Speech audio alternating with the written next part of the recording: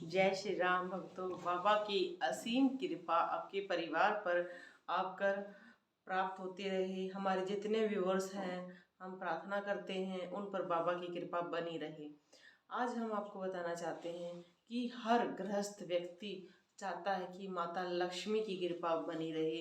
हमने इस पर बहुत सारी वीडियो डाल रखी हैं, आप जाकर देख सकते हैं। हाँ, आज हम आपको एक छोटा सा सरल उपाय बताना चाहते हैं कि हम सोचते हैं कि एक दिन की पूजा से माता खुश हो जाएगी।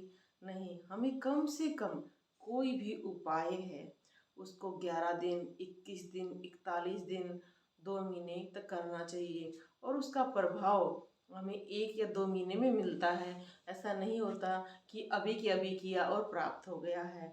तो इसलिए हम आपको बताते हैं कि जिनको माता लक्ष्मी की कृपा चाहिए, जिनको लगता है कि हमारे सारे रुके हुए काम रुक जाते हैं, हमारे व्यापार में वृद्धि नहीं हो रही है, हम अपना मकान नहीं बना पा रहे हैं, हमारी कई चीज़ें जो रुक गई हैं हमारे जीवन में, हम 100 रुपये का काम कर रहे हैं, 50 रुपये कमा पा रहे हैं और हम जब दूसरों को देखते हैं कि वो थोड़ी सी मेहनत से ही ज़्यादा अमीर होते जा रहे हैं, तो आप देखो कि उनका कुछ ना कुछ जो योग होता है, योग कुंडली में योग हो या उनके इष्ट की कृपा हो, कुछ ना कुछ ऐसी कृपा उनके को प्राप्त होती है जो वो इतना अच्छा कमा पाते हैं। हमें क्या करना चाहिए? माता लक्ष्मी को प्रसन्न करने के लिए हमें ये जो विधि है शुक्रवार से शुरू करनी चाहिए। कम से कम 11 शुक्रवार तक करनी चाहिए। हमें एक जादू की पोटली बनानी चाहिए। जादू की पोटली से क्या होता है कि जो हमारी इच्छा है, वो जैसे एक बच्चा माँ से कुछ मांगता है, तो आपने देखा होगा कि वो बार बार मांगता है कि मम्मी मुझे सेब चाहिए, मम्मी मुझे सेब चाहिए। हम जब तक उसको दे नहीं लेते तो वो बच्चा कभी हमारा पीछा छोड़ता है। इसी तरीके से हमें भी माता का पीछा नहीं छोड़ना है।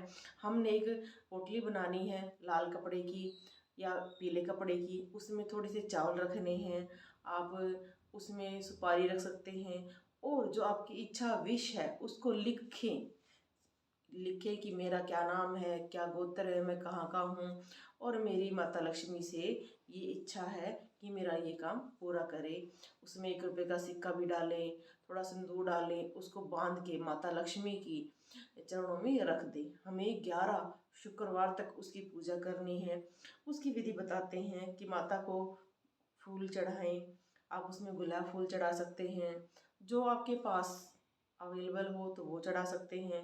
माँ को अगर आपके पास गुलाब नहीं है तो आप क्या करें, छोटी सी शीशी आती है गुलाब की, 20-21 रुपए की, ज़्यादा महंगी भी नहीं होती है।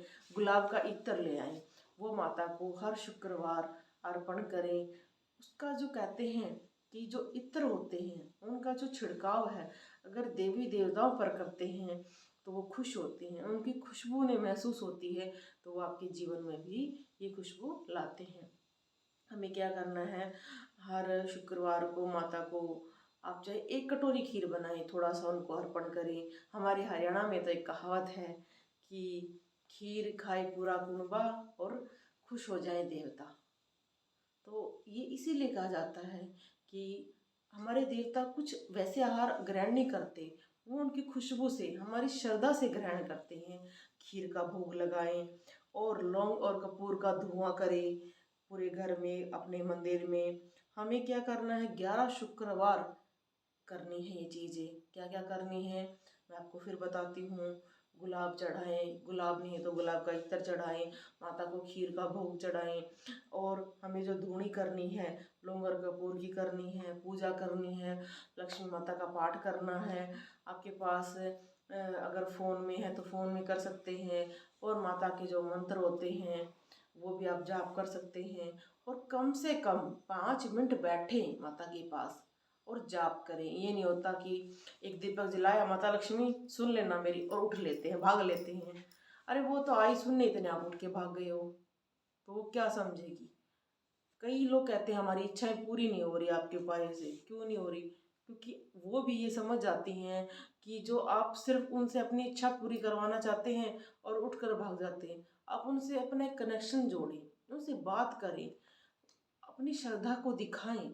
अगर आपके मन में श्रद्धा नहीं है तो मैं ये कहती हूँ कि आप चाहे 21 शुक्रवार कर लें, फल तो देगी आपको पर वो कम देगी। माना जाता है कि सबसे बड़ी पूजा होती है मानस पूजा। मानस पूजा क्या होती है कि जो व्यक्ति हैं वो 24 घंटे उस मंत्र को, सोते वक्त भी उस मंत्र को जपते रहते हैं। उनके रोटी तक में भी ओम बन जाते हैं। हमारे साथी वहाँ जब हम साधना के टाइम में थे तो एक बार हम खाना बना रहे थे तो हमारी हर रोटी पर ओम बन रहा था। हम देखकर बड़े आश्चर्यचकित हैं। अगर आप देखना चाहें तो हम उसका फोटो भी डाल सकते हैं। तो इसी तरीके से जब आप उनसे जुड़ते हैं, जो वो खुद महसूस करती हैं कि हाँ भाई ये जो मेरा भक्त है ये मुझे प्यार करता है और इसे लक्ष्मी की कृपा चाहिए, तो वो अपना जो फल है वो देती हैं।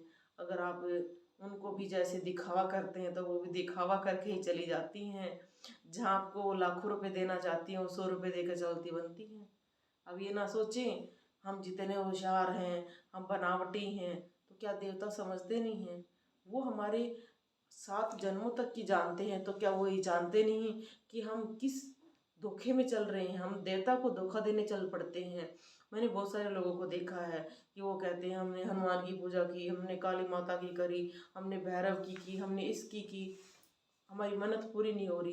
क्योंकि आप उनसे जो लगाव है, जो आपकी शुद्ध मन से जो इच्छा है वो कभी आपने की ही नहीं। शुद्ध मन से जिस दिन आप ये इच्छाएं करेंगे वो जरूर पूरी होगी। जय माता लक्ष्मी।